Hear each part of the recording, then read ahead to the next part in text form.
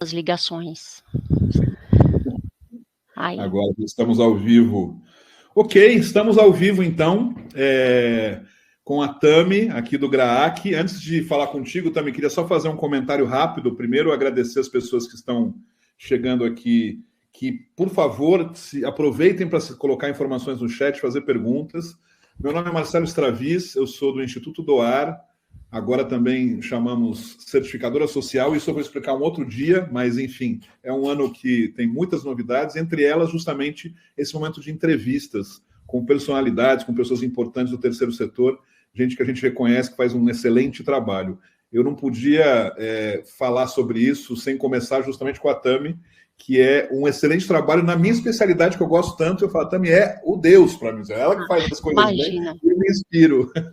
Então, a ideia nossa, antes também de começar rapidamente, para quem está nos vendo, essas entrevistas vão acontecer todas as terças-feiras, faça chuva ou faça sol, feriado ou não feriado. O máximo que pode acontecer, talvez o entrevistado não possa vir, alguma coisa assim, a gente vai ter uma entrevista gravada como step para isso, mas é um compromisso que a gente quer assumir agora, transformar isso num clássico. Que toda terça-feira existe uma entrevista com alguém do terceiro setor no Brasil. Essa é uma primeira informação. A segunda informação também, como eu disse, poder usar chat para fazer perguntas. Aproveitem, porque quem está assistindo ao vivo tem essa vantagem. Mas também, além disso, essa entrevista, todas elas vão estar gravadas no nosso canal da Certificadora Social do Instituto DOAR, para também quem quiser assistir de novo, quem quiser assistir para outra vez, quem quiser repassar o link para outras pessoas.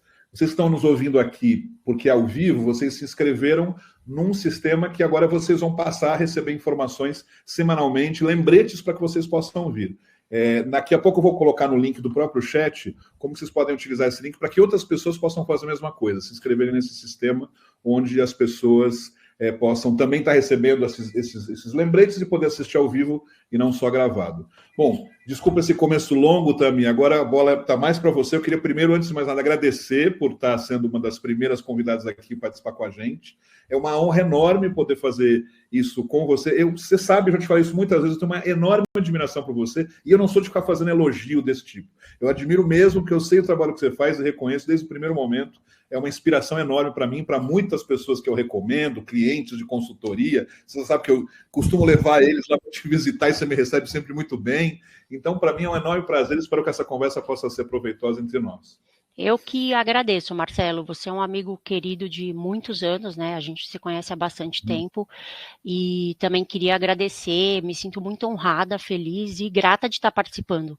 Obrigada por ser uma referência para você e para algumas pessoas. Eu fico muito feliz de poder contribuir também com o que a gente aprendeu, né, ao longo dessa vida, né, nesse setor específico e poder compartilhar com as pessoas. Então é sempre uma honra poder participar e nem precisa agradecer. Eu que agradeço a oportunidade sempre de poder falar um pouco sobre o meu trabalho e em especial do trabalho do GRAAC. E também agradecer a todo mundo que está assistindo a gente aí, que se inscreveu e que está participando junto com a gente desse momento também. Legal, já tem um pessoal que se começa a colocar, eu costumo fazer isso também quando eu faço esses webinários, e que as pessoas falem não só de que organização estão, mas de que cidade estão, né? Então é sempre um prazer, o pessoal já começou aqui, a Aline, de Betim, Laura não falou de onde é, a Aline, bom, já falou a Eduarda também, o pessoal está se inscrevendo e colocando aqui. Por favor, coloquem as suas cidades onde vem, que é sempre um prazer enorme. Eu vou te pedir também o seguinte, claro que a gente vai falar muito do GRAAC, mas a gente vai falar muito mais de você. E a ideia é justamente que essas entrevistas tenham esse tom pessoal, não é para ficar aqui também fofocando de nada, nem de ficar te colocando em situações ruins, né? Ao contrário, mas tentar fazer essas conexões entre o porquê da profissional e a Tami pessoa, né? Se uniram e isso acabou surgindo no GRAAC. Então, antes que a gente comece esse assunto pessoal, que vai me falar um pouco das suas origens, me faz um resuminho, sei que é difícil talvez, mas um resuminho do GRAAC especificamente, para que as pessoas que, nem sei quem pode ser, mas acho que todo mundo conhece, mas para aqueles que talvez não conheçam, o que é o GRAAC? O que ele faz? Então, o GRAAC é um hospital que está sediado em São Paulo, capital, e que atende o Brasil inteiro. E quem a gente atende? Qual que é o nosso público? É criança e adolescente com câncer. Então, a gente faz aqui no nosso hospital desde o diagnóstico, o tratamento e o pós-tratamento. Então, a gente Uhum. chama isso de atendimento integral. O GRAAC hoje é um centro de referência de atendimento à criança com câncer e um dos maiores do país em termos de atendimento. Para você ter uma ideia, a gente está falando em cerca de 3.500 crianças atendidas por ano no nosso hospital. Uhum.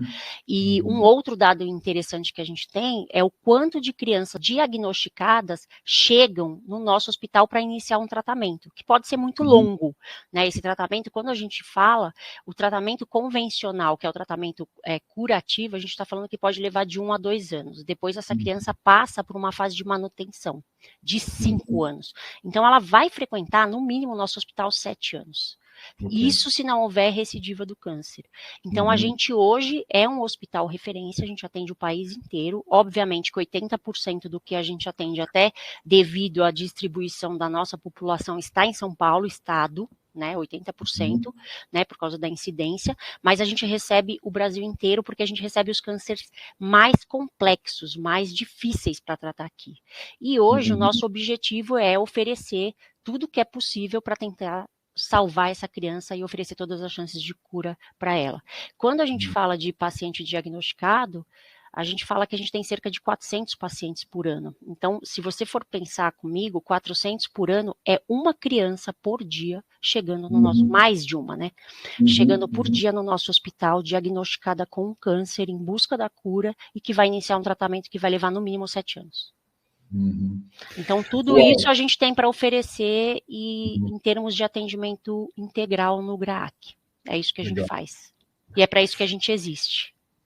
Muito bem. A gente vai falar mais de GRAAC, mas agora eu vou justamente fazer um corte aí para que a gente possa conhecer um pouco a Tami. Quem é essa pessoa, né? De onde ela vem, né? Então, me conta um pouco, Tami, da sua... Você é de São Paulo? Me conta um pouco da sua infância. Como é que era? Sim, sim.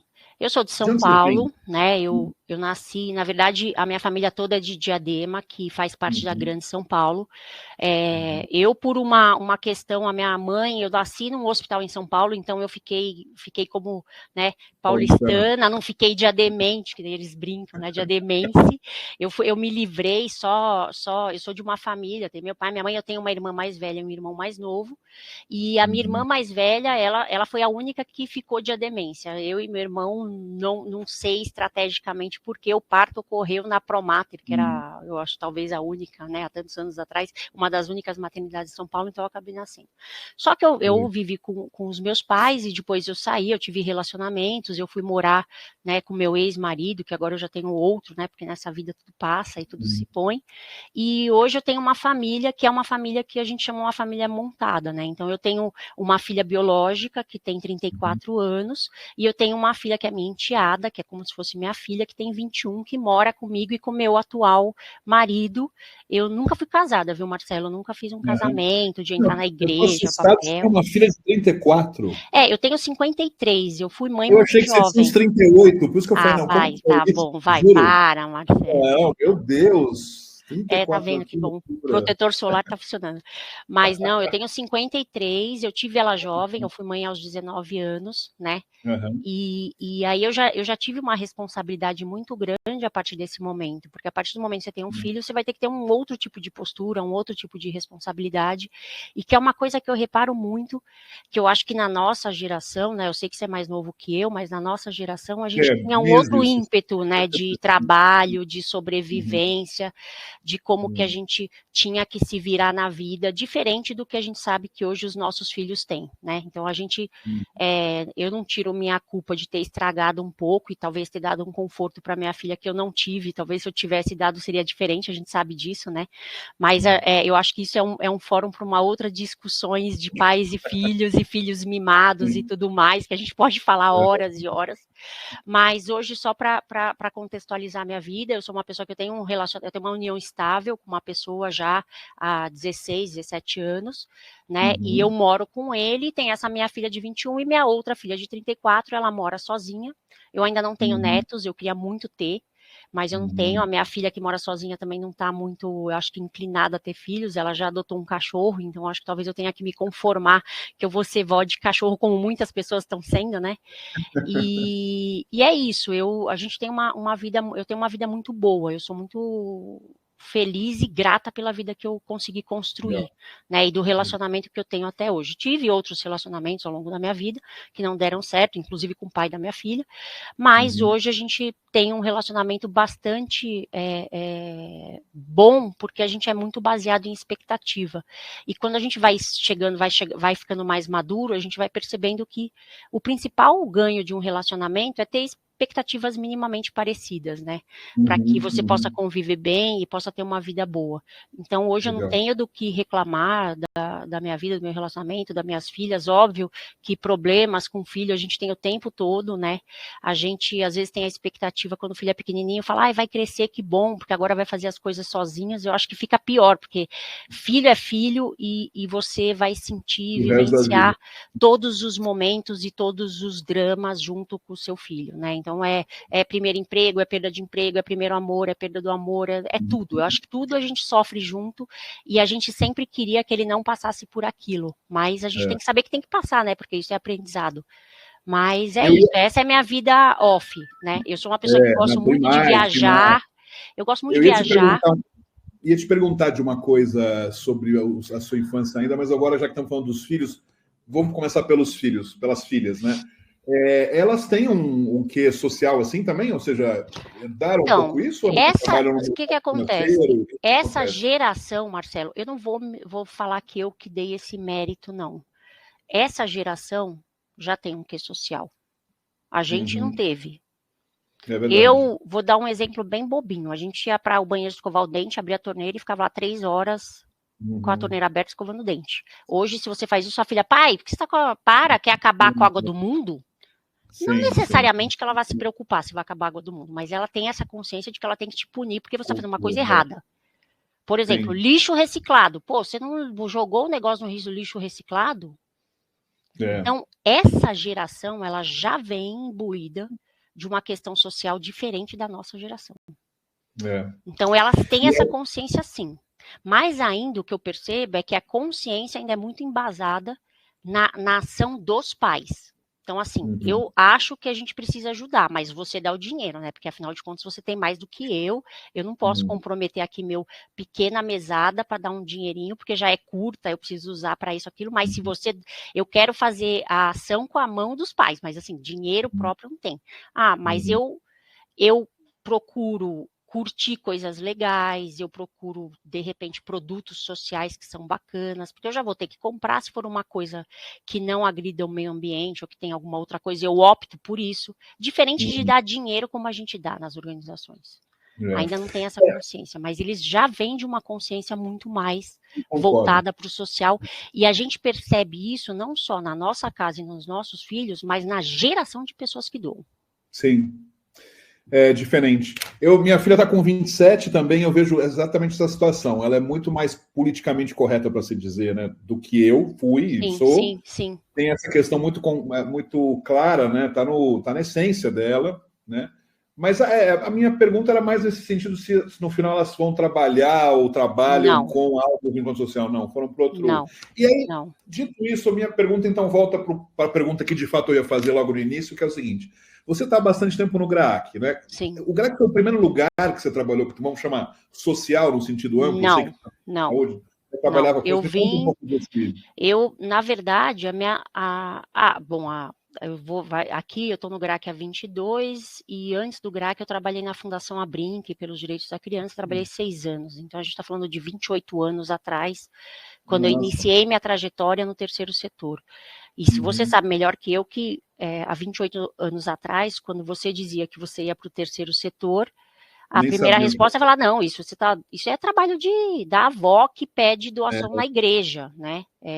É uma pessoa que pede para lá na cestinha, lá no final da missa, para dar um dinheiro. Isso aí é coisa de pessoa voluntária, não é carreira, né? Então, há 28 anos atrás, que você está pensando o que você vai fazer da vida e qual carreira você vai seguir, isso não era carreira, não era nem de longe uma carreira.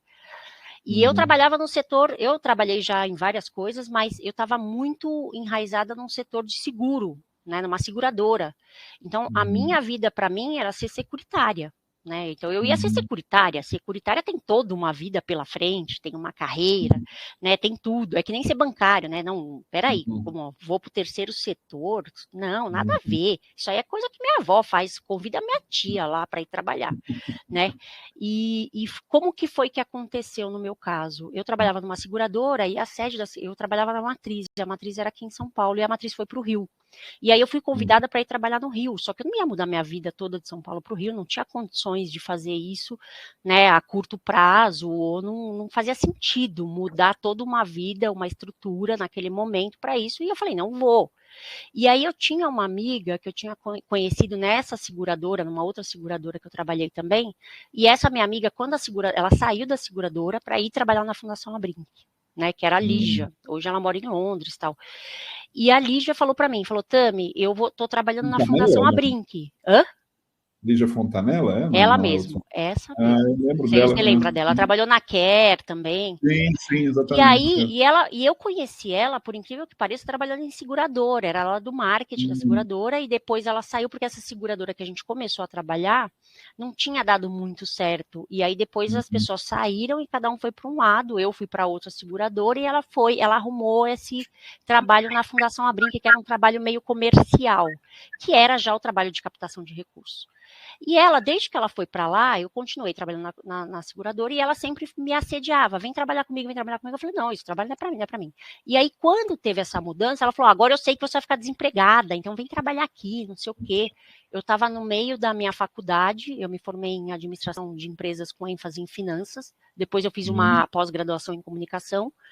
Eu estava no meio da faculdade, ela falou, você vem como trainee, não sei o quê, tal, até você achar outro emprego. Aí eu fui, mas eu fui por necessidade de ter que trabalhar, porque a gente não era da nossa nova geração que tinha um conforto familiar que falava, não, filhinha, fica tudo bem aí, até você achar o que você quer fazer da vida, né? Aí você não precisa trabalhar, então eu tinha que trabalhar, porque eu tinha que ter alguma coisa, aí eu fui para lá. E aí, quando eu fui para lá, eu fiquei uns meses como trainee, e a seguradora que tinha ido para o Rio não deu certo, voltou para São Paulo e me chamou de novo. E eu ainda tinha um pouco de resistência, não de resistência, mas de percepção que talvez eu tinha que ter uma carreira numa empresa maior como uma seguradora, e não numa fundação que eu sei lá Deus o que vai dar.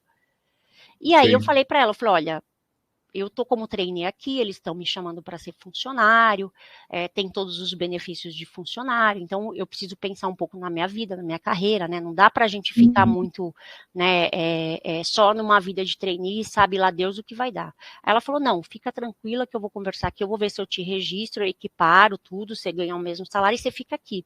E aí eu fiquei na Fundação Abrinq. Aí foi quando eu falei, tá bom, vai, eu vou ficar nesse negócio, então eu vou ficar aqui. E aí eu comecei a me apaixonar por esse meu papel, que meu amigo me chama de pedinte, né? Ele fala que a gente é pedinte arrumadinho. Eu me apaixonei pelo que eu fazia e do que eu gostava. E aí eu fui crescendo, obviamente, dentro da Fundação Abrinq, eu fui tomando alguns outros postos, e por incrível que pareça, eu estava muito bem na Fundação Abrinq, em 2001, né? Inclusive eu estava já num processo de promoção dentro da fundação. E a Lígia, minha amiga da minha vida, que foi a pessoa que mais me influenciou, assim, eu acho que do ponto de vista da minha carreira, ela me liga um dia e fala assim, ai, Tami, você não sabe. Ela estava numa das vindas dela para o Brasil, ela falou, eu fui conversar, uma pessoa do GRAAC me chamou para conversar. Falei, não, peraí. Eu quero ainda ficar esses 6 anos na então Brinq. vamos lá, tá. Daí fala da Brinq. Aí Me depois eu vou conta falar um pouco como que foi que eu saí da fundação e fui para o GRAAC. Isso, não, vamos chegar aí, quero saber também desse processo, fazendo uma sequência meio cronológica disso, né? Esses 6 anos na Brinq, você escutou pela primeira vez o termo captação, nem era esse termo, tenta lembrar o que foi aquilo. Ou seja, é isso que você falou, você já estava cometendo uma coisa muito louca, que é sair de um trabalho convencional para uma coisa que nem sabiam o que era direito, né? E o que era isso? Você estava lá na Brinq e fala, bom, agora vamos ser pedinte profissional. Não, a gente. Lembra um pouco o trabalho que eu fui para fazer já era esse. A gente começou o trabalho, a gente pegava uma lista telefônica, porque internet era um pouco sofrível naquela época, e você ter acesso a computador também era difícil, todo mundo ter, era uma coisa cara ainda, não era todo mundo que tinha computador. Então a gente trabalhava basicamente com lista telefônica, com alguma marca que a gente achava, ia buscar de alguma maneira na lista o telefone, ligava para a empresa apresentando que era o trabalho da Fundação Abrinq para tentar fazer essa empresa ser uma doadora mensal. Então, Que era a começou ideia do assim, amigo da criança, era um telemarketing, vamos dizer assim. Lá Uhum. em 1992, mais ou menos que era isso, era um Uhum. telemarketing. Você ligava, apresentava, você se dispunha a fazer uma reunião na empresa para apresentar os trabalhos da fundação, se você quisesse. Então, na verdade, era isso que a gente fazia lá. Então, a Fundação Abrinq tem um grande diferencial, que é um diferencial que ela sempre começou a trabalhar com essa questão do mantenedor, né, do doador mensal e de criando uma carteira para isso.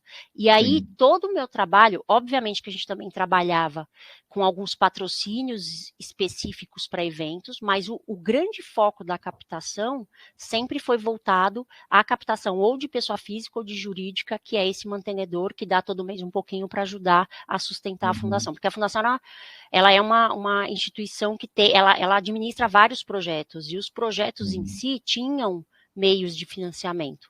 Então, o valor principal era financiar a estrutura da fundação para executar todos esses projetos. Então, ali já se falava em comunicação, e ali já se falava dessa área de desenvolvimento institucional. Então, essa área de desenvolvimento institucional, que eu não sei quem inventou esse nome ou quem pôs, eu não sei, depois a gente tem que buscar e fazer uma pesquisa para descobrir Eu e quem é a o Célia autor. isso no livro, mas já não foi a gente que criou. Então, mas no quem. Porque assim, livro, eu herdei esse nome, para falar a é, verdade. Lá na Fundação era Desenvolvimento Institucional, aí depois vim para o GRAC, a sua área é Desenvolvimento Institucional, e ficou, porque eu falei, já, tudo bem, já tem o nome, fica, e tudo bem. Mas aí lá já se falava disso. Lá já se falava em esse termos termo, né? de captação de recursos mesmo, e buscar dinheiro da sociedade, né, enfim, para projetos, enfim, ou para manter alguma estrutura e tudo mais. Então, foi aí que você achou que você ia continuar trabalhando com esse setor ou foi no GRAC? Aí você já Não, percebeu? foi aí. Eu Aí, não tinha pretensão nenhuma de sair da Fundação Abrinq. tá. Eu, por mim, minha carreira estava acontecendo lá, eu estava tendo um crescimento, eu tinha uma oportunidade de desenvolvimento e de fazer ações e eu não estava procurando emprego, eu não ia sair da fundação. Eu não sou eu sou uma pessoa que quando eu começo a fazer um trabalho, eu me apaixono por aquilo e eu quero fazer aquilo até enquanto eu puder. Eu não tenho essa coisa de, vou sair daqui, já fiz muito aqui, fiz muito acolá, tal. O GRAAC aconteceu na minha vida porque foi uma coisa que veio, foram atrás de mim. Conta então como foi Você isso. entendeu? Foi atrás de mim. Porque eu acho que isso é um processo. Às vezes a pessoa. Eu acredito, Marcelo, de tudo que eu fiz, desde quando eu comecei minha trajetória profissional, que se você quer almejar alguma coisa, ou você quer ser bem sucedido em alguma coisa, você primeiro precisa fazer muito bem o que você faz, né, para poder almejar outra. Não dá para fazer um pouco e falar, acho que eu não quero mais isso, agora eu vou para outro. Então, eu sempre fui uma pessoa muito apaixonada por tudo que eu fiz. Então, para você ter uma ideia, eu comecei lá atrás, quando eu comecei a trabalhar, logo depois que minha filha nasceu, eu fui trabalhar num consultório de dentista, então eu era auxiliar de dentista. Aí eu falei, eu quero ser dentista, né? Sabe aquela coisa? Eu gostava, quero ser dentista. Daí depois eu falei, dentista, será? Mas a pessoa reclama. Aí eu vi o trabalho do protético, falou, vou ser protético, porque daí você não lida com o cliente direto. Então, essa coisa de você se apaixonar pelo que você faz e querer ter aquilo como profissão, é importante para você ser bem sucedido na sua carreira, né? Sim. Então eu fui muito apaixonada nesses momentos, em tudo que eu fiz. E quando eu era seguradora, eu falei, eu vou ser securitária. Só que eu tomei houve um imprevisto inesperado, né? Então eu queria muito trabalhar em seguradora. Eu gostava muito do que eu fazia, de administrar apólice de seguro, de pagar sinistro. Parece até meio estranho, né? Mas eu gostava disso. Eu gostava do que eu fazia e eu queria crescer nessa área. Só que aí a seguradora fechou, tal. Eu podia parar e falar, não, vou procurar só em segurador? Podia, mas eu precisava trabalhar. E aí eu tive a oportunidade de ter uma vivência em outra área. E que eu me apaixonei também, e foi a área que ficou para minha vida. E aí, quando eu falei para você que eu estava na fundação, já fazia 6 anos e pouquinho, a Lígia me ligou falando que ela tinha vindo no GRAAC, que eu já tinha ouvido falar, obviamente, porque é instituição grande, né? A gente sabia as instituições que tem, né, que são conhecidas e tudo mais, e ela falou, eu conversei com uma pessoa lá do GRAAC, eles precisam de alguém para organizar a captação de recurso deles. E eu falei para eles que a pessoa é você. Eu falei, mas eu não estou procurando emprego. Ela falou, não interessa, eu indiquei você, e você tem que ir lá, porque eu falei que você ia, porque não sei o quê, e papapá, e popopó. Eu falei, meu Deus, Lígia, mas eu E tô não tinha aqui nada, bem. não tinha nada. Nada. Eu falei, Zero. não, não estava procurando. Marcelo, eu estava no meio de um processo de promoção, né? Uhum. Porque quando você é promovido, você faz em etapas. Eu estava no Aham. meio desse processo. Falei, Lígia, eu estou no meio de um processo, não estou Uhum. procurando emprego. Não, mas eu dei minha palavra que você ia, você é minha amiga. Sabe aquela coisa de amigo? Eu falei que você ia, pelo menos vai lá ouvir, porque eu falei. E eu falei para eles uma coisa: eu falei que você era a pessoa para estar aqui no GRAAC, só que se eles quisessem que você viesse, eles iam ter que tirar da fundação. Porque você estava trabalhando Ótimo. e que eles iam ter que te roubar da fundação. Aí eu falei, meu Deus, e agora, né? Como que eu vou fazer isso? Eu falei, vou ter que ir, né? Mas aí, você imagina quando você vai fazer uma entrevista que a sua pretensão de conseguir o emprego é zero, né? Você vai É. só para cumprir o protocolo. E aí eu vim para o GRAAC e a minha primeira conversa foi com o diretor, que não está mais aqui, que foi o Lauro, e ele falou Uhum. que ele precisava, só que ele também não tinha muito conhecimento de como era essa área, porque ele era um administrador hospitalar. E ele falou: a gente Uhum. precisa de uma área para melhorar a nossa arrecadação, tal, e eu queria saber se você tem interesse. Mas eu vim aqui só para te mostrar mesmo o hospital e depois a gente vai encontrar com um dos fundadores, que é o Dr. Sérgio Petrilli. Uhum. Falei, tá bom. Aí eu falei, mas aonde a gente vai encontrar com ele? Ah, então, a gente vai encontrar num bar lá da Juscelina. Eu falei, tudo bem, né? Vamos tomar uma cerveja. Já estamos aqui, tá tudo pago, né? Pra mim é É. entrevista festa, porque imagina, né? Você Aham. fala, vai fazer uma entrevista no bar. Mas tudo bem, pra mim tudo bem. Aí uma primeira coisa que me impactou foi quando eu entrei no hospital, de ver a criança lá dentro. Isso foi Sim, uma coisa que eu não nego, porque a Fundação Abrinq, ela tem projetos que acontecem em instituições. A gente não tem criança direto lá dentro. claro. Uhum. Então, foi uma coisa que me impactou. Eu confesso que eu fiquei bem, assim, emocionada de ver que tudo que era feito ali, a criança está lá dentro daquele hospital, ou está internada, está tomando quimioterapia, então você já tem um impacto ali, né? E Sim. aí, depois eu fui para essa conversa com o Dr. Sérgio, e ele falou, a gente conversou um pouco, eu contei um pouco para ele as coisas, e ele falou, é o seguinte, eu quero que você venha trabalhar no GRAAC de qualquer jeito. E foi no bar mesmo? Foi no bar mesmo. Ele falou: quero que você venha trabalhar aqui. E eu não sei quem teve a oportunidade. O Dr. Sérgio é um dos fundadores do GRAAC. Ele tem um poder de persuasão absurdo, assim, Imagino. né? Uhum. Então, ele é uma pessoa que tem um carisma enorme, né? Que construiu esse projeto. Então, você já imagina a pessoa que ele é, né? Do que ele acredita e o que ele fez. E ele falou: eu quero que você venha trabalhar aqui. Me fala quais são suas condições. Aí eu falei: olha, eu tenho que pensar. Eu estou há muitos anos na fundação, eu estou no processo, papapá. E aí você decide e vem me trazer uma resposta. Aí quando eu pensei, e o que eu imagino, o que foi minha primeira reflexão? Eu acho que eu posso construir um negócio diferente no GRAAC, porque eles não tinham nada aqui, né? Falei, eu acho que eu Uhum. posso ajudar e fazer esse negócio crescer. E na Fundação Abrinq, bem ou mal, é muito estabilizada, né? Ela era muito processo, é impressionante assim o profissionalismo que a Fundação Abrinq tem, né? Até hoje. Uhum. Então eu falei, ali tá, eu acho que dá para ali seguir sem mim. Eu acho que aqueles estão precisando um pouco mais de mim do que lá. E eu fiquei Uhum. seduzida pelo desafio, sabe? Aquela coisa de, eu vou começar do zero o negócio, né? Eu vou começar do nada, apesar de eu não ter noção do que seria tanto esse do nada. E aí eu cheguei pro Dr. Sérgio e falei, olha, tudo bem, eu posso vir, hoje o meu salário é esse, não precisa nem me aumentar, o meu salário é esse e os benefícios que eu tenho são esses. Aí ele falou, olha, eu não posso pagar esse salário para você e nem posso te dar esses benefícios. A gente não Excelente tem. proposta, né? Aí eu falei, ele falou, olha, o que eu posso te oferecer é isso, mas por favor, se você vier, eu te garanto que você vai poder crescer com a gente e você vai poder conquistar isso ao longo do tempo. Aí é uma decisão difícil, né? E esse ano foi o ano que eu me separei, né? Então eu tinha um relacionamento, eu era casada com uma pessoa que não era o pai da minha filha, mas era nós três, a gente morava junto no mesmo apartamento.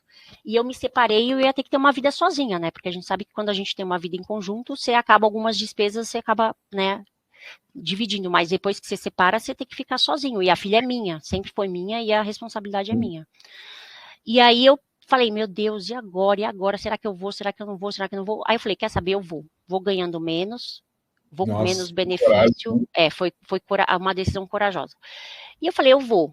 Aí eu comuniquei e também porque eu acho que talvez eu pudesse recorrer a, sei lá, voltar na fundação, sei lá, pedir, Uhum. deu ruim, eu fui lá, me Não deu danei, certo, botar o rabo entre as pernas e falar, me contrata de novo, por favor. Talvez eu acho que aconteceria, se fosse o caso, mas é uma coisa que a gente nunca quer que aconteça, né? Porque a gente não quer assumir que sim. teve esse fracasso. E aí foi quando eu comecei, aí eu informei na fundação, foi um processo difícil, sair da Fundação Abrinq, não foi fácil. Eles quiseram me reter de qualquer jeito, e eu já tinha tomado a decisão, e uma das coisas que não fariam mudar de decisão foi o fato de eu, mesmo se eles falassem, olha, eu aumento seu salário, não era mais, a questão não estava mais em relação a salário, a dinheiro, a benefício, a poder, a posição, a nada. O que passou a ser uma coisa dentro de mim eu não vou conseguir conviver com o fato de não ter tentado ir para lá. Entendo. Que, no meu ponto de vista, hoje, olhando minha trajetória profissional e olhando com as pessoas que a gente lidera e com as pessoas que a gente se relaciona, que isso, para mim, é a coisa mais difícil de você controlar nas pessoas. Porque vamos combinar que quando você tem um profissional bom, e se é um profissional movido a cargo, dinheiro, é o mais fácil de resolver. Agora, quando ele é motivo por outros ideais que não sejam esses, aí você começa a chorar, porque você não tem o que fazer. Não Foi tem exatamente o meu caso. Então, assim, não é que se você me pagar mais eu vou fazer, não é se você me der um cargo melhor eu vou ficar. Eu não vou conseguir ficar aqui com essa eterna dúvida, e se eu tivesse ido? Então, eu preciso ir? Preciso. Pode dar tudo errado? Pode dar tudo errado. E eu falei isso na época para o meu presidente, que era o presidente da Fundação Abrinq, quando eu conversei com ele, que ele quis conversar comigo sobre a saída, que era o Hélio Matar, você já também deve conhecer, Sim, ele claro. participa de vários institutos. Um dos Falei que para o foi Hélio, e eu falei, Hélio, não adianta, pode dar tudo errado? Pode. E eu quero saber que eu posso ter a certeza que se der errado, eu posso voltar aqui e pedir meu emprego de novo, você vai me dar. Né? Porque uma coisa que a gente aprende a ter nessa vida de pedinte é um pouco cara de pau. Eu falei assim, então, porque pode dar tudo errado, você concorda? Podia dar tudo errado, eu podia estar indo com uma promessa de construir um novo modelo, de fazer uma coisa diferente, de com isso trazer benefícios melhores, não só para mim, mas para todos os funcionários do GRAAC, como a gente foi galgando e conquistando ao longo do tempo, que podia dar errado, mas deu muito certo. Ainda bem que eu não tive que pedir de novo para ninguém emprego. Aí eu fiquei aqui. Foi assim. Me tira uma dúvida que eu fiquei curioso agora. Você falou que uma das coisas, além da própria causa, né, que fez sair da Abrinq e ir para o GRAAC, foi que também que você via que você tinha algo concreto para contribuir no GRAAC, para começar, ou seja, e que também muito inspirado no que você viu. O desafio, né? E muito inspirado também no que você via acontecer na Abrinq, os processos, né? Você falou sobre isso.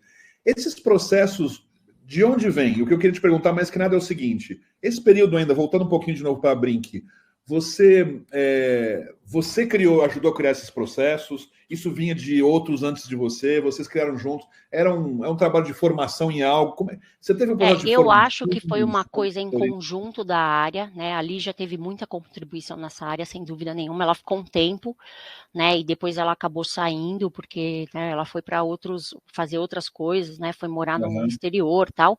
Mas ela ajudou muito na criação de processos, principalmente na área de captação de recursos, mas considerando a Fundação Abrinq como um todo, dentro dos projetos que ela administra, dentro das coisas que ela faz, eu acho que a gente tem um ponto da Fundação Abrinq que é uma fundação empresarial, né? Então, a Fundação Abrinq é uma fundação da Abrinq, que é a Associação Brasileira de Fabricantes de Brinquedo. Então, assim, o nosso conselho, a nossa diretoria sempre foi focada por empresário. E empresário tem uma visão de negócio muito diferenciada. Né?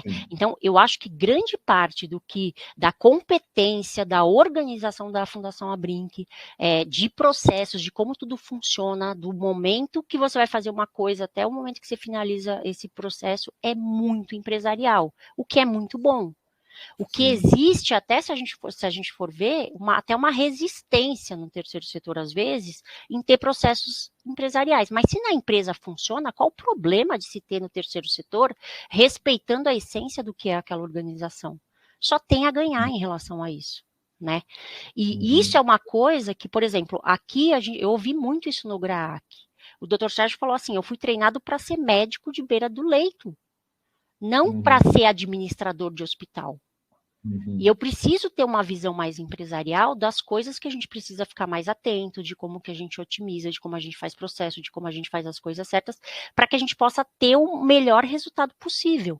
Então, por mais que eu seja de uma organização que não tem essa visão empresarial, buscar pessoas que possam ajudar a ter faz toda a diferença. Então, dentro da Fundação Abrinq, eu acho que é óbvio, vem de uma construção e também tem uma questão de que os primeiros profissionais que vieram, por exemplo, a Lígia, a gente veio, a Lígia trabalhou no Citibank, né?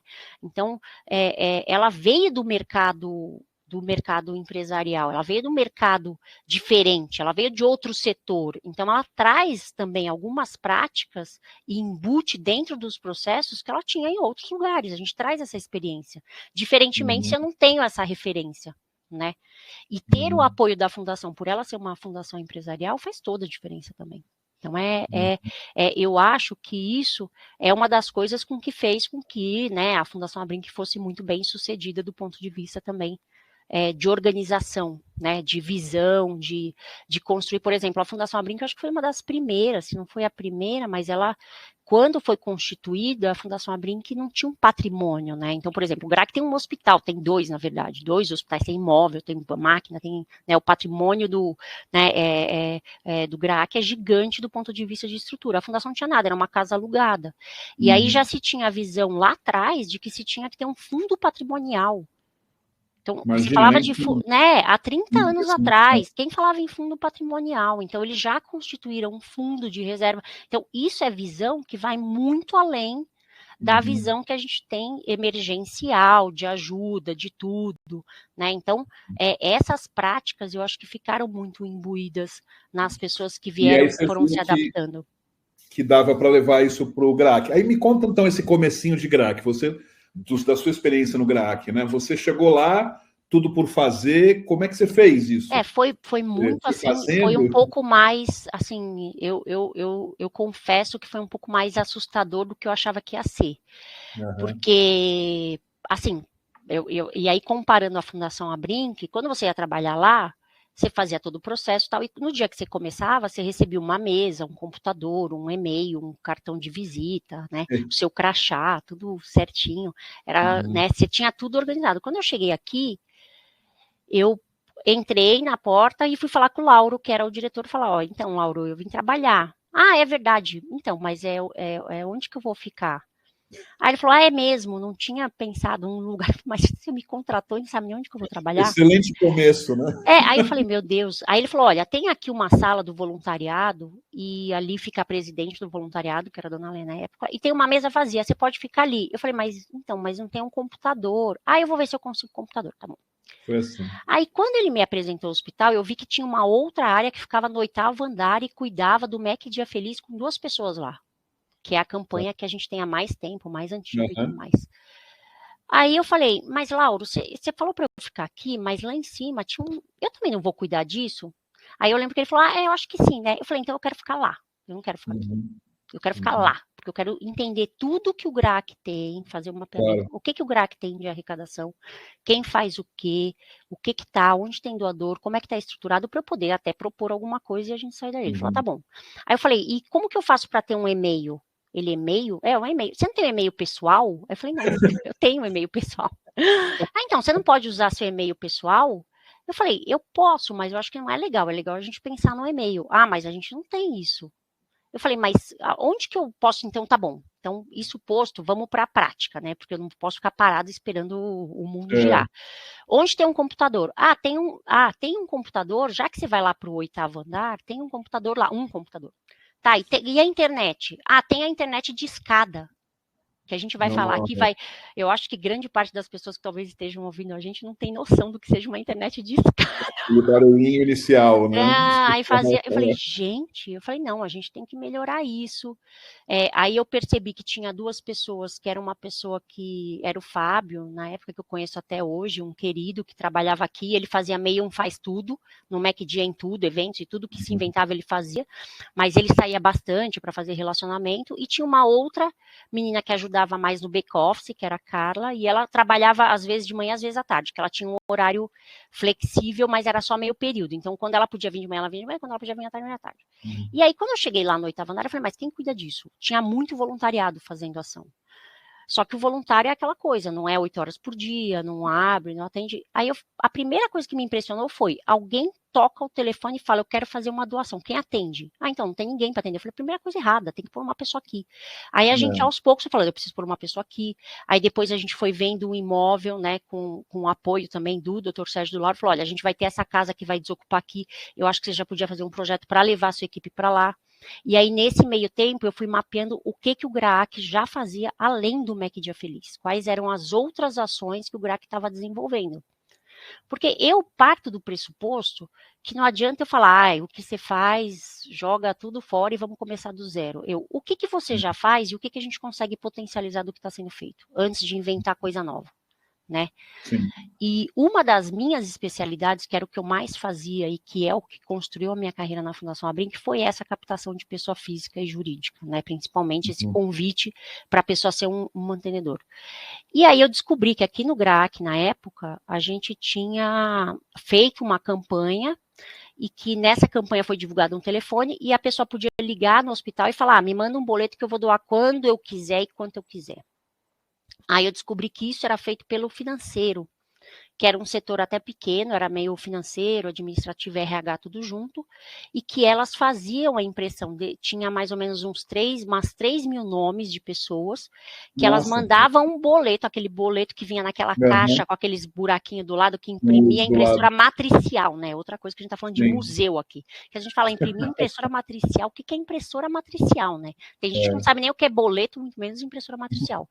Então, elas de 3 em 3 meses, numa data que não era muito certa, elas mandavam esses boletos para a pessoa e a pessoa pagava quando queria e o quanto queria.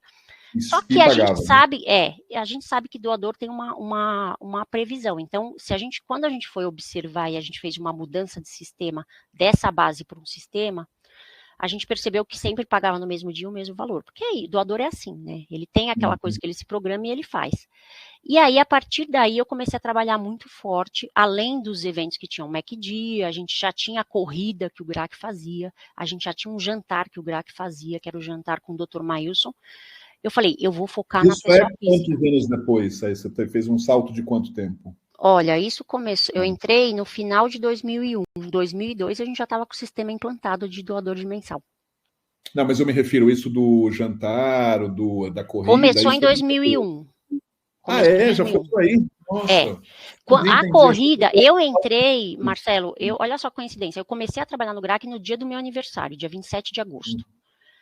O que tinha acontecido em 2001? Tinha acontecido a primeira corrida, que foi em abril, maio, se não me engano. E quando eu entrei em agosto, no primeira quinzena de setembro, acho que foi dia 9 ou 10, eu não me lembro, teve o primeiro jantar do Dr. Maílson com o GRAAC em setembro de 2001, foi o primeiro.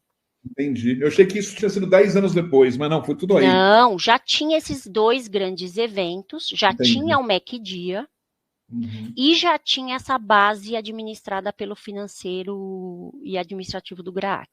Você melhorou o processo mesmo, né? Pegou isso e fez ele render. Falou assim, e tinha também uma venda de cartão de Natal e algumas ações pontuais. Então, por exemplo, teve alguns bancos que eram parceiros nossos e eles distribuíam ficha para a pessoa se filiar, né? Que hoje não pode mais, porque é dado sensível, circula tal.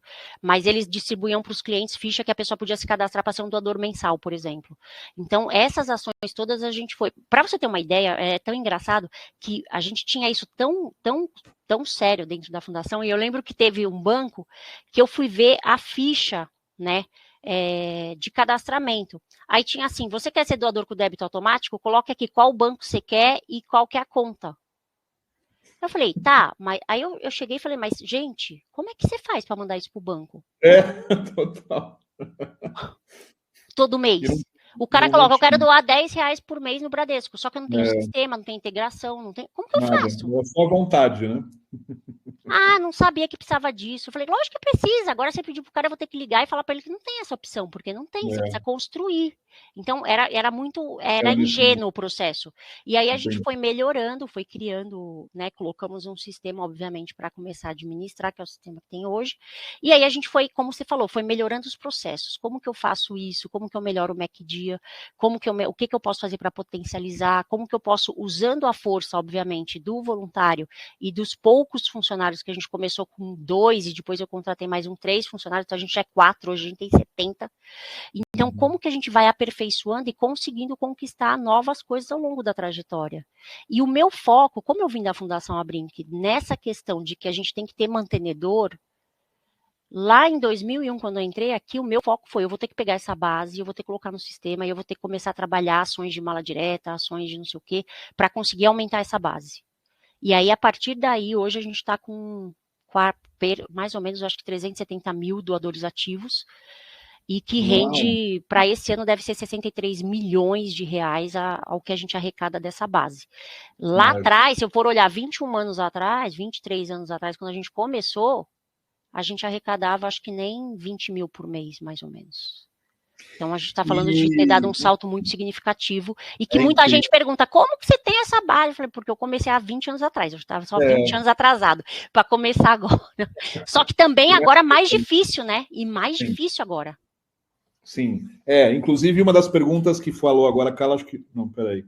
Alguma fez justamente essa pergunta, porque agora é muito mais difícil o processo de leads, mas eu que também conheço um pouco esses bastidores, eu lembro, acho que a primeira vez que a gente se viu, acho que a primeira vez que a gente se viu foi num evento da BCR, mas acho que eu fui te visitar, você tinha, bom, é o mesmo lugar que você está hoje, mas era um espaço que tinha um monte de atendentes de telemarketing na época. Sim. Me conta um pouco esse crescimento das atendentes e hoje em dia nenhum, né? Ou seja, você fez esse salto para a gente transformou numa operação híbrida, na verdade muito menor, né? Que a gente chama de híbrida porque ela faz um atendimento ao cliente, vamos dizer assim, um atendimento ao meu doador.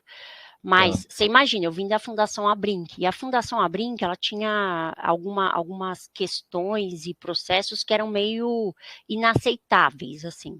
Então, por exemplo, a Fundação Abrinq não recebia dinheiro do governo, a Fundação Abrinq não tinha. A década de 90 foi uma década que criaram-se muitas organizações, né? Que foi logo depois do Estatuto da Criança e do Adolescente, de 88, e que se permitiu que várias organizações surgissem. Então, por isso que grande parte das organizações são dessa década de 90, né? O GRAC, não diferente disso, é uma delas. E aí, existe algumas coisas assim, telemarketing. Eu tinha um horror a telemarketing. Para mim, telemarketing, horror. E quando eu entrei aqui no GRAC, era uma das ações que já se tinha implantado, então a gente tinha uma empresa terceirizada que comandava um telemarketing apartado. E que quando eu cheguei aqui, eu falei, mas o telemarketing não deveria também cuidar? Não, o telemarketing à parte. Ninguém mexe no telemarketing. Quando eu entrei aqui, o telemarketing, ele tinha um faturamento de perto de 350, 400 mil reais por ano. E foi uma coisa que o Dr. Sérgio fez. Antes dele me contratar, na verdade, ele estava muito preocupado porque ele tinha acabado de construir o hospital, o primeiro hospital nosso. E ele falou, como eu vou sustentar tudo isso? E aí alguém falou para ele, vai ver, estão fazendo telemarketing e tal. Ele falou, mas eu não sei nada de telemarketing. Contrata uma empresa, ela faz tudo e você só recebe dinheiro, né? Aqueles modelos antigos que a gente sabe como que era. E aí, quando entrei aqui, falei, mas não tem o telemarketing? Mas esse você não mexe. Porque esse daí, sabe aquela coisa, né? Tem o consultor, tem não sei o quê. Só que eu sou meio chatinha, assim. E eu não sosseguei porque eu achava que eu tinha que me meter sim, porque o doador era nosso, o que estava falando era da gente. Mas houve bastante resistência. Porque toda e qualquer coisa e opinião que eu fosse dar para transformar qualquer processo era assim, vai abalar na receita. Aí todo mundo fala, para de se meter, sua doida, vai meter lá no outro, porque aí pode ter um problema. Né? E realmente dá medo, porque você fala assim, não é uma coisa que eu domino o telemarketing? Não, nunca trabalhei com telemarketing. A única coisa que eu trouxe é o estigma da Fundação Abrinq, que eu odeio telemarketing. A única coisa que eu podia dizer era isso. Então, já tinha assim, eu não era uma pessoa que era a favor daquilo, porque eu achava que eu não gostava, né, daquele modelo, tal, e tudo mais. E aí eu comecei a trabalhar no telemarketing para poder fazer essa mudança e essa transição e me aprofundar mais sobre como funciona o processo, como é o processo. E num próximo momento, em um determinado momento, que foi em 2008, pegar o telemarketing e tirar a assessoria e a gente assumir a administração do telemarketing. E a gente fez isso, a gente conseguiu fazer, não houve queda da arrecadação. E aí, quando passou o processo para a gente, eu comecei a estudar como que estava sendo os nossos indicadores de telemarketing. Né? Então, para você ter uma ideia, o nosso telemarketing, ele estava num patamar, né, de arrecadação lá em 2014, 2015, a gente estava arrecadando 13 milhões e meio no telemarketing. Só que a gente tinha um processo de captação de doação que estava numa média de 350 ligações para conseguir um doador. E quando a gente começou lá atrás, esse número era 80, 100. Então, a gente começou a perceber que o esforço estava muito maior para conseguir e que o custo é muito alto de uma operação, porque a nossa operação era nos modelos convencionais. Então, assim, eu ligo para você, falo que está indo um motoqueiro no dia seguinte na sua casa pegar. Então, a gente chegou a ter uma estrutura no ápice do telemarketing de 120 operadoras, em 2 turnos, a gente trabalhava das 8 às 8, com 33 motoqueiros contratados para ir buscar doação. E uma equipe de back-office de 12 pessoas para fazer toda a prestação de contas e tudo que a gente precisava fazer para isso acontecer. E aí eu comecei a questionar isso, eu fiz um plano, apresentei para o conselho do GRAAC, da gente inverter isso. Por quê? Porque tinha o telemarketing, que era uma base apartada, que era aquele doador que você ia buscar os R$10 na casa dele. Só que eu, desde 2001, estava trabalhando numa base paralela de doação com boleto, que é infinitamente mais barata. Aí eu falei, por que eu não falo para essa pessoa que eu vou falar para ela que eu vou mandar um boleto? Eu não preciso de ter esse relacionamento, né? Esse cara que doa para mim há 10 anos no telemarketing, eu falo para ele, ó, o custo tá alto, eu vou mandar um boleto para você, você paga, você vai estar ajudando o GRAAC com mais dinheiro, porque vai sobrar mais pro GRAAC, porque o custo do telemarketing estava em quase 50%. E aí eu falei, eu vou ter que fazer um plano para diminuir meu passivo, né? Então você imagina, 33 motoqueiros contratados mais 120. Nesse prédio que você conheceu aqui, a gente chegou a ter 220 funcionários. Eu lembro, peguei esse auge.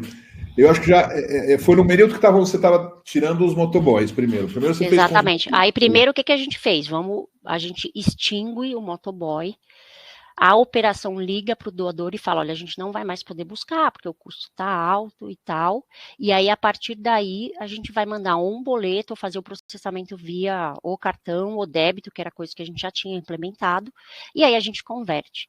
Só que para fazer todo esse cálculo, a gente tinha que calcular quanto ia ser essa rescisão, quanto que supostamente eu poderia economizar com essa rescisão a curto prazo, quando eu ia fazer render, que eu ia parar de ter esse custo, e quanto que eu ia perder de doação. Na época, Marcelo, foi muito bom porque a gente fez um plano e a gente estimou cerca de 50% de perda de doação. Porque é aquela pessoa que está vinculada, eu só dou os R$10 se ele vier buscar, né? A gente sabe que ia ter gente que ia acontecer isso, infelizmente. E a gente conseguiu 75% de adesão. Então, a gente só perdeu 25%. E do que a gente perdeu foi porque a pessoa falou, você vai mandar o coitado do mensageiro embora? Eu falei, gente, mas o custo é alto. Aí a gente converteu para boleto e cartão na época. Isso que eu ia falar, cartão também, né? E aí eu tinha um modelo de pagamento de gratificação para a operadora que eu também não achava que era o melhor para a gente. Só que ele tinha sido implantado no momento, lá em 1997, quando foi criado o telemarketing pela consultoria. Então eu não tinha como mudar esse modelo de contratação. Né, com a equipe que eu tinha. Então, eu tive que também extinguir esse modelo de operador de telemarketing e criar um novo modelo com outras condições e que não seria mais um modelo que iria captar diretamente recursos. A gente ia fazer o relacionamento com o doador. Né? A gente ia atender o doador que ligasse para a gente ia unificar as bases e a gente ia ligar também para o doador que a gente visse que de repente voltou a carta ou ele deixou por algum momento de pagar, a gente liga para ele para saber o que aconteceu, se teve alguma coisa. Então a gente passou a ser muito mais um setor de recuperação, né, e de relacionamento para atualizar dados do que qualquer coisa.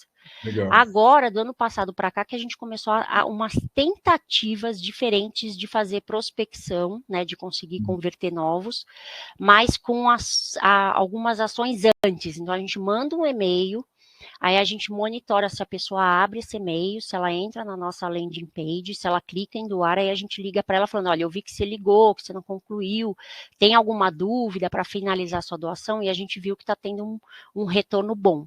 Legal. Vê antes, aí liga. Bacana esse. Agora, tem 2 perguntas aqui que eu queria que do pessoal do chat seria legal a gente responder, você responder. Uma tem a ver com isso, que a Cleusa pergunta sobre que sabemos que no decorrer dos anos as leads ficaram mais escassas. Como conseguir novos doadores? É um pouco isso que você falou, essa é uma das estratégias, né? Mas existem coisas que vocês estão fazendo, porque eu estou entendendo que para você chegar nesses 370 mil doadores recorrentes, houve estratégias para conseguir mais gente vir, né? Ou seja, vocês não tinham, foram crescendo. O que vocês fizeram? O que foi tomamos uma rodada, né? Não só com as questões bancárias, né? De ter que ter a imposição do CPF, né? Nos boletos, que antes não tinha, então era uma facilidade boa para a gente. Né? E logo depois do CPF, uma coisa que é bem complicada para a gente é o DDA, né? Porque quando você emite o DDA, a pessoa às vezes não entende direito que aquilo é só um aviso que ela tem um boleto no nome dela, ela já acha que você vai cobrar, que ela vai ser, então isso acaba sendo um problema. E depois tem a LGPD, né, a LGPT dos dados, né, eu até estava confundindo, mas essa coisa dos dados legais, de como você aciona a pessoa, também é uma questão que é um problema para a gente, né?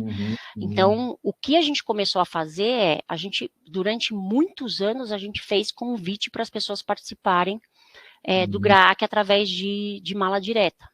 Né? Mesmo tendo reclamação do DDA e tudo mais, a gente fazia esse convite porque a gente tinha nomes que a gente foi adquirindo ao longo da vida, né? Que a gente foi convidando ao longo da vida e que a gente faz ações para convidar para ser doador. E aí, essa parte de quando vê a LGPD de que você não pode mandar sem o prévio consentimento, e que a gente sabe muito bem que se eu mandar uma carta para a pessoa e falar, você aceita eu te mandar um boleto, ela não vai nem responder sua carta, esquece, isso não existe, gente. Então, assim, foi uma coisa que a gente começou a implementar ações digital para atrair pessoas para serem doadoras via site. Então, que nem eu falei para você, mandar um e-mail, seja um doador, clica aqui e tal, e tentar intensificar isso, só que ainda é muito incipiente, perto do retorno que a gente tinha com as malas diretas. Proporcionalmente é 1 para 1000. Exatamente, é muito doído, porque você fazia uma mala, conseguia 8 mil novos doadores, e agora você consegue, sei lá, 5 mil no ano pela internet. É pouco, não é? Mas é numa velocidade desproporcional do que você tinha. Quantidades absurdas. Né? E também uma outra coisa, coincidentemente, 2 pessoas fizeram mais ou menos a mesma pergunta aqui, a Carla e o Raul. A Carla perguntou, eu vou ler o da Carla, mas o Raul fez uma pergunta parecida, né? Na trajetória do terceiro setor, qual foi o maior desafio enfrentado e quais as mudanças que fez para enfrentá-los? Né? Ou seja, o que foi o maior desafio que você teve? Dentro da minha trajetória de desafio, acho que uma dos grandes desafios foi essa invertida que a gente deu no telemarketing, né? Imagina você mexer numa fonte de arrecadação bruta de 13 milhões e meio, né? É uma coisa muito delicada, então tinha que ser muito previamente calculado para dar muito certo. Graças a Deus deu, foi muito bom, deu um bom retorno, mas isso eu considero que foi uma coisa que estremeceu, assim, que aperta o coração. E hoje eu posso dizer que o nosso maior desafio tá em convidar as pessoas para, porque assim, eu ainda, por mais que a gente tenha eu tenho 63 milhões que eu arrecado de pessoa física mensal, mas eu tenho outros 50 milhões de outras ações que eu tenho que arrecadar, mais de 110, 120 milhões. Ainda para mim o desafio é como que eu mantenho como que eu renovo essa base. Porque eu sei que a velocidade que eu estou renovando hoje de forma digital não está na mesma velocidade que eu cresci ela. E isso é extremamente preocupante. Então, é o que hoje faz com que a gente pense e repense em quais estratégias a gente consegue ter para aumentar essa adesão de doadores, para eu renovar minha base. Porque ao longo de muitos anos, até a implantação, até 2020 exatamente, que foi quando, porque primeiro eles falaram que a Lei Geral de Proteção de Dados, ela ia existir, mas ela não ia estar valendo. Daí depois ia ter passou a valer em 2020.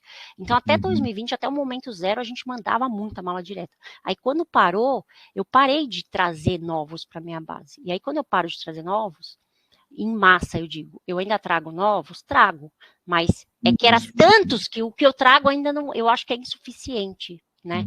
Então, hoje o nosso desafio está em como eu construo ações digitais, né, nesses meios para amplificar e aumentar. Hoje é o nosso maior desafio que a gente está trabalhando.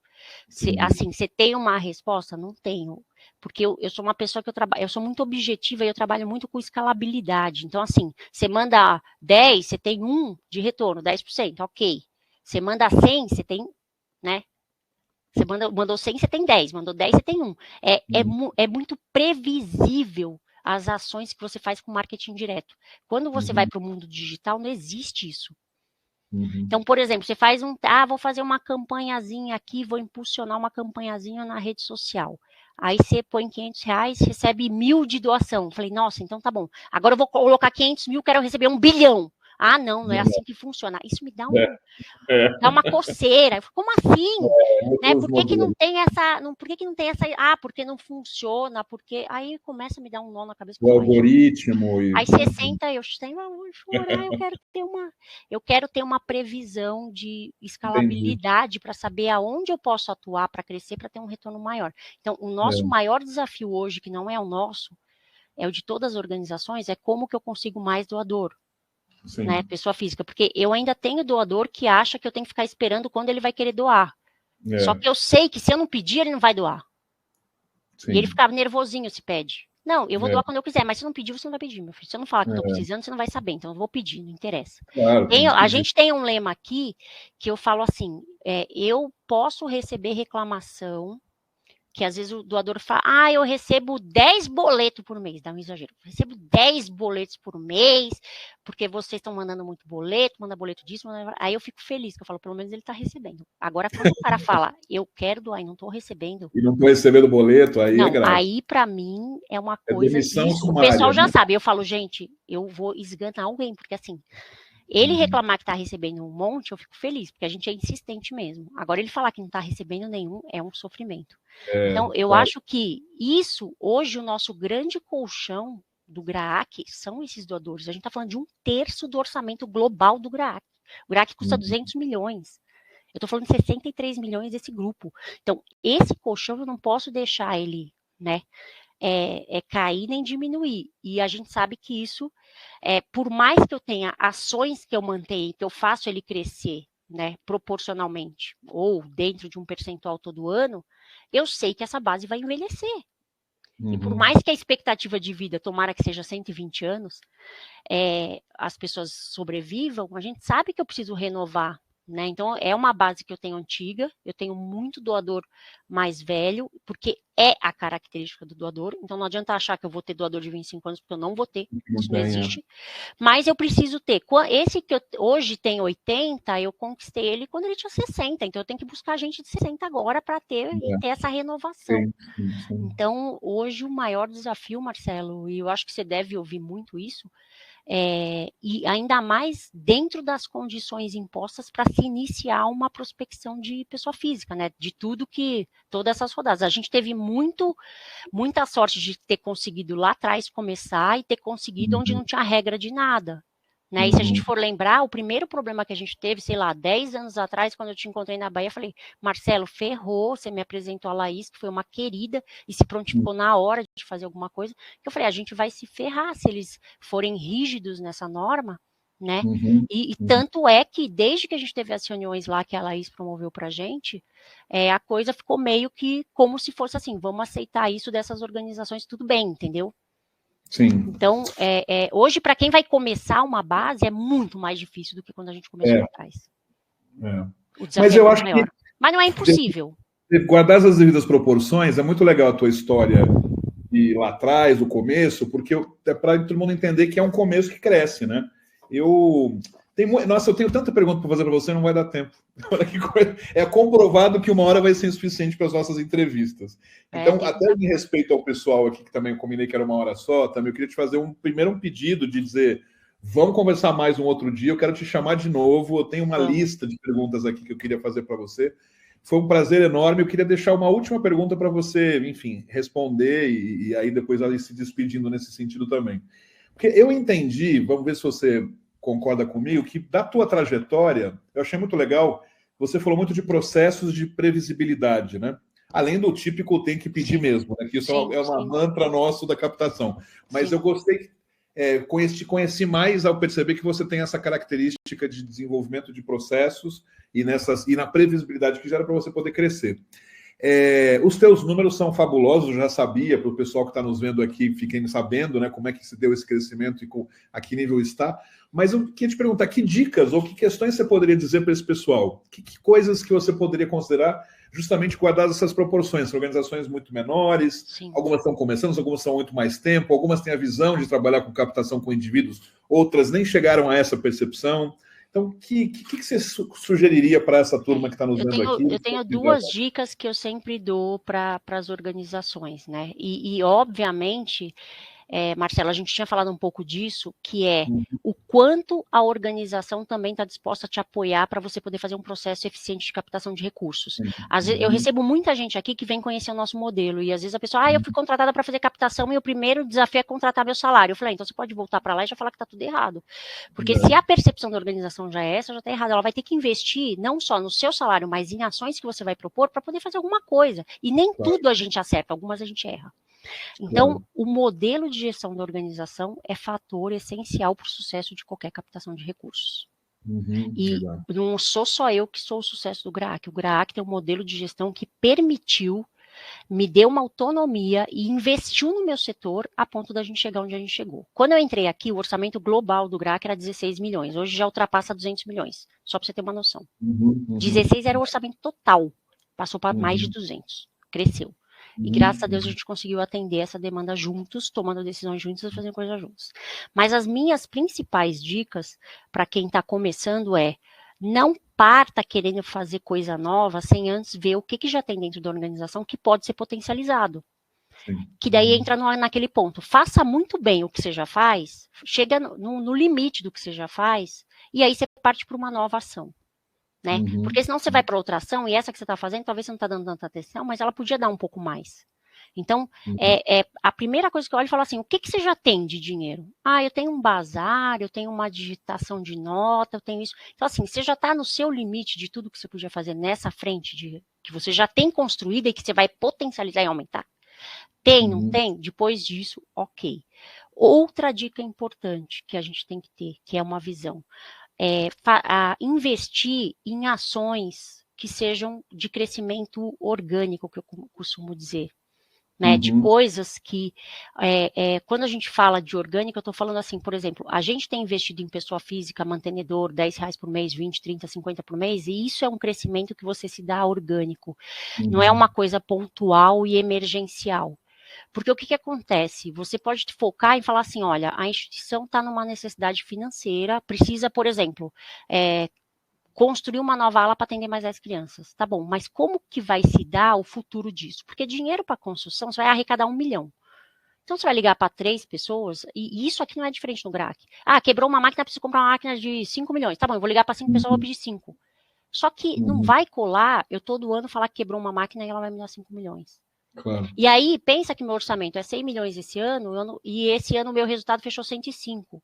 Aqui, do nosso conselho, o teto vira piso. Então, assim, você botou 105, tem que pôr 110 ano que vem.